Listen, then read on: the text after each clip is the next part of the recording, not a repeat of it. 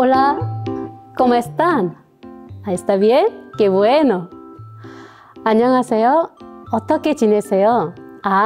다들 잘 지내신다고요? 좋습니다. 하느님의 은총이 늘 함께하길 기도합니다. 이번 사순 특강에서 페루와 멕시코의 선교 이야기를 준비했습니다. 저는 한국 순교 복자 수녀의 허은경 엘리사벳 수녀입니다. 오, 박수! 감사합니다. 페루에 뿌려진 겨자씨를 찾아서 함께 떠나보아요. 자, 온누리 창공의 페루의 선교지로 떠나볼까요? Vamos! Let's go! 이번 사진은 2022년 아이들과 페루 월드컵 진출을 위해 응원을 하기 위해 입고 찍은 찰칵하고 찍은 사진입니다. 그 결과 36년 만에 월드컵을 진출했답니다. 꼭 2002년 우리나라가 월드컵 4강에 진출한 것처럼 아주 기뻤어요. 자, 페루는 어떤 나라일까요? 페루는 북쪽으로는 에콰도르, 콜롬비아, 동쪽으로는 브라질과 볼리비아, 남쪽으로는 칠레와 국경을 맞대고 있어요. 그리고 페루는 남미에서 세 번째로 큰 면적을 차지하는 나라예요. 크기 순서는 브라질, 아르헨티나, 페루, 콜롬비아, 볼리비아. 지도로 보면 아주 작아 보이지만 한반도의 6배, 우리나라의 13배 정도 됩니다. 페루는 지형적으로 코스타, 해안지대, 시에라, 산악지대, 셀바, 밀림지대로 구분합니다. 11세기 페루 중부 안데스 지역으로 잉카 문명이 꽃을 피웠으나 스페인의 지배로 파괴되었고 스페인은 쿠스코에 주둔하지만 고산지대라서 적응하기가 힘들어서 낮은 지대이고 배가 드나들기 좋은 리마로 수도를 정합니다.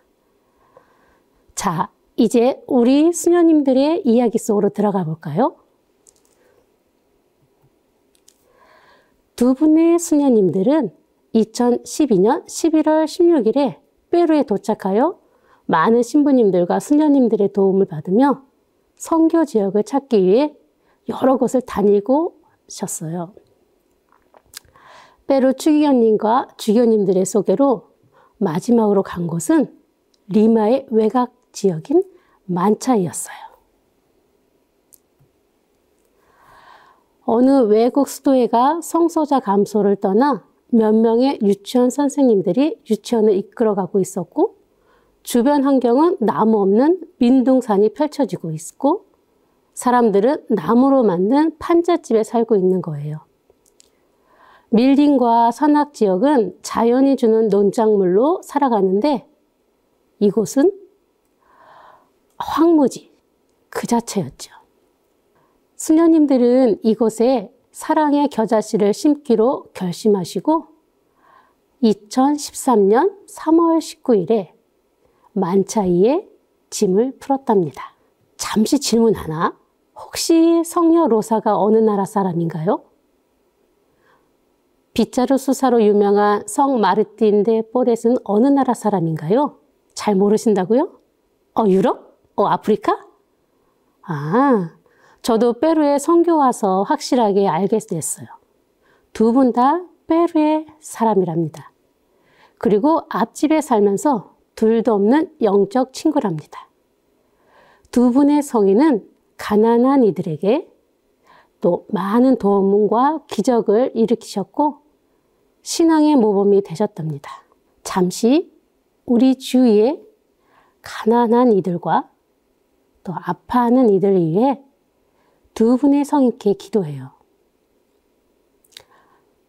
성녀 로사여, 저희를 위하여 빌어주소서. 성 마르틴 데 포레스여, 저희를 위하여 빌어주소서. 이제 선교지 만차이로 가보겠습니다. Vamos, vamos. 1980년 페루 분쟁인 센데로 루미노소, 일명 무장한 페루 공산당은 1970년 중국의 공산주의 사상을 받아들여 1980년 페루를 공산화로 지배하여 정부와 크게 싸웠고 양쪽 모두 마을을 탄압하고 무차별하게 민간인들을 죽였어요. 그들을 피해 도시로 여러 곳으로 도망쳐 어느 지역에 숨어서 살다가 정착하게 되었는데 그 중에 한 곳이 바로 만차이랍니다. 만차이의 뜻은 어두, 슬픔, 억울함, 고통입니다. 자신들의 아픈 일을 잊지 않기 위해 지은 것이지요. 우리나라도 이와 비슷한 일이 있었죠. 제주도의 4.3 사건, 4.3 항쟁, 마음이 너무 아픈 일입니다. 그래서 만차이는 각기 다른 지역의 사람들이 피난 와서 함께 사는 마을입니다. 즉 내부 이민자들이지요. 만차이는 각 지역의 골짜기가 연결되어 아주 거대한 마을을 형성합니다. 눈으로는 보이지 않지만 언덕을 올라가면 또 마을이 형성되어 있지요. 만차이에는 10개의 수도회가 함께 일을 하고 있습니다. 6개의 수도회는 유치원이나 어린이집, 초등학교를 맡고 3개의 수도원은 노인사목과 방문간호, 1개의 수도원은 보건소에서 일을 합니다.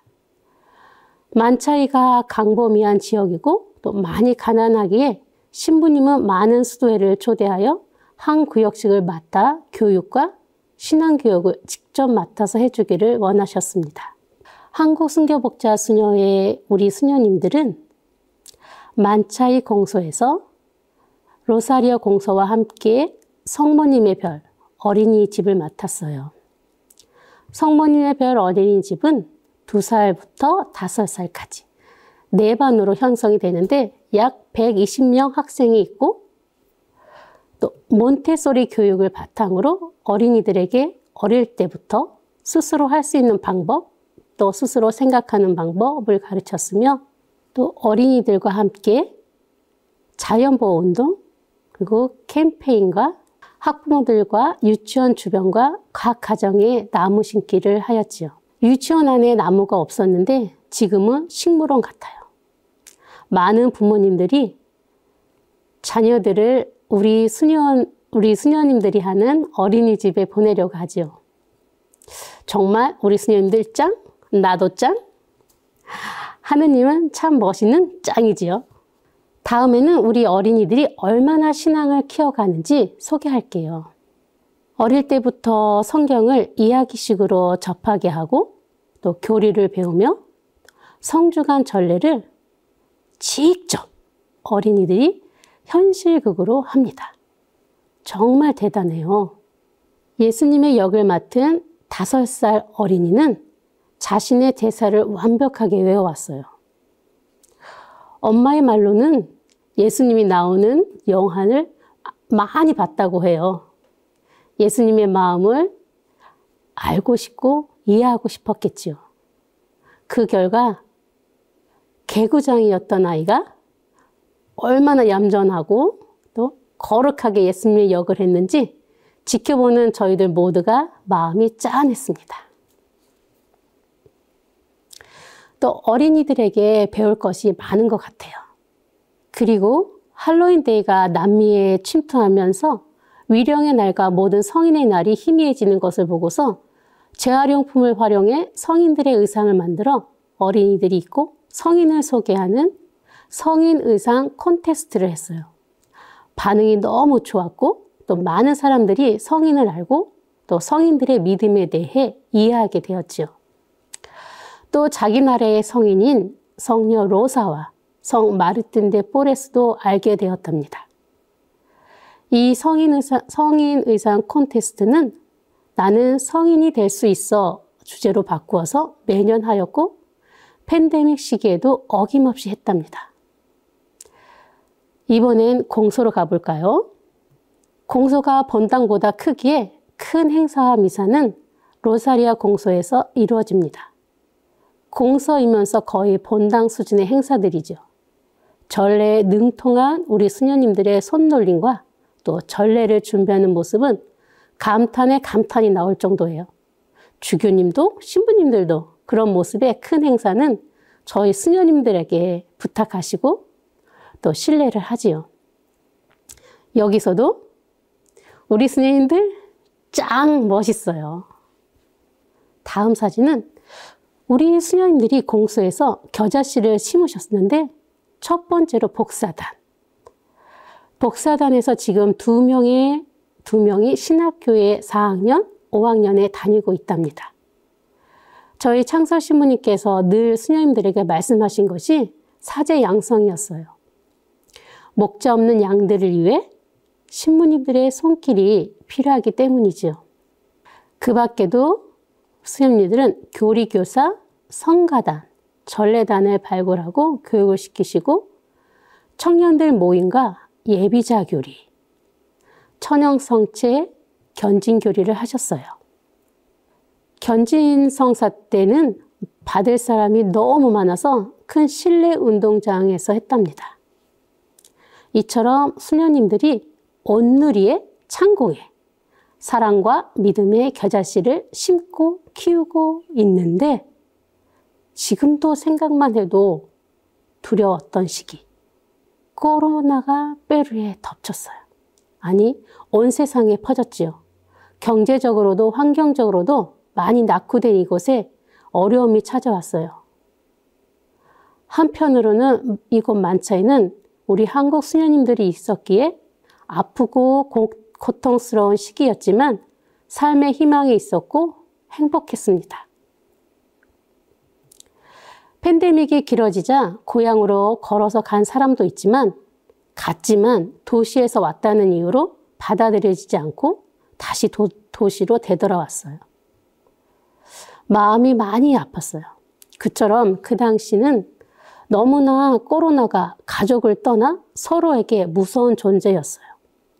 기침만 해도 큰 죄를 지은 사람처럼 되고 기침 소리가 크면 사람들은 저 멀리 얼른 도망치기도 했어요. 지금은 웃으면서 말을 하지만 모두가 힘든 시기였지요. 나라 전체의 자가격리로 밖으로 나올 수 없었고 또 한 방송국은 가짜 예언자 어린이를 데려다가 방송으로 집에서 나오면 죽는다 하면서 사람들에게 두려움을 더 커지게 했지요. 우리 수녀님 한 분이 시장을 나갔다 오겠다고 하고 다녀오시고 나서 나는 하느님의 도우심으로 살아왔어 하시면서 긴장하고 있는 우리들에게 두려움을 덜어주셨어요. 그러면서 시장에서 돈 없어서 감자도 사지 못하는 할머니를 만나시고 우리들이 용돈을 모아서 도움이 필요한 이들에게 돕자고 하셨어요. 우리 모두 각자가 가지고 있는 용돈을 내어놓았고 또 그것으로 식료품을 사서 멀리는 갈 수 없으니 우리 근처에 어려운 이웃들에게 조금씩 식료품을 나누어 주었죠. 너무나 도움이 필요한 사람들이 많아 우리 수도회와 카리타스에 도움을 청했답니다. 저희 수도원 공동체는 매일 미사와 성시를 했어요. 보좌 신부님이 새벽에 일찍 오셔서 미사를 해주셨죠. 군인과 경찰에 걸리면 종부성사 주러 간다고 하시면서 오셨고 또 가는 길에 또 어렵고 죽어가는 이들을 찾아가셔서 기도를 해주셨죠. 신부님도 너무 대단해요. 존경합니다. 리트만 신부님. 수도 공동체는 한마음이 되어 마스크를 만들어 사람들에게 나누어 주기로 했어요. 처음에는 마스크가 없어서 사람들이 무방비 상태로 코로나와 맞서고 있었고 시장은 식량 가게만 열지 다른 가게는 열지 않아 마스크를 만드는 재료를 살 수 없었어요. 수녀원에 있는 천을 모아보고 또 고무줄 대용으로 입었던 러닝을 길게 잘라서 처음엔 서로 낄낄대고 웃긴 했지만 귀에 무리를 주지 않고 부드럽기에 아주 좋았어요. 마스크를 만드는 대로 바깥으로 나가 나누어 주었어요. 우리 수도회와 카리타스의 도움으로 식량을 구입하고 만들어 각 가정에 나누어 주었어요. 처음에는 많은 사람들이 밖으로 나오는 것을 무서워하므로 도움을 청할 수가 없었어요. 나중에 교리교사들과 유치원 선생님들에게 말하니 그들이 적극적으로 도와주었어요. 나중에는 그들은 자신의 나라도 아닌데 어머니처럼 자신들을 보살펴 주는 것에 저희들에게 또 수도회에게 카리타스에게 많은 감사의 인사를 했어요. 조금 지나자 본당 신부님도 용기를 얻어 어린 양들을 돌보기 위해 나서주셨고 더 많은 사람이 서로를 위해 하나가 되었답니다.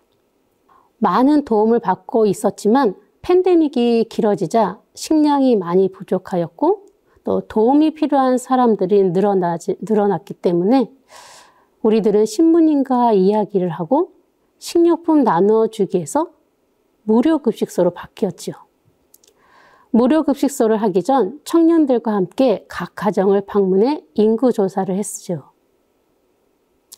민둥산이고 비탈길이다 보니 신발이 닳아서 미끄러지고 넘어지기가 일쑤였죠.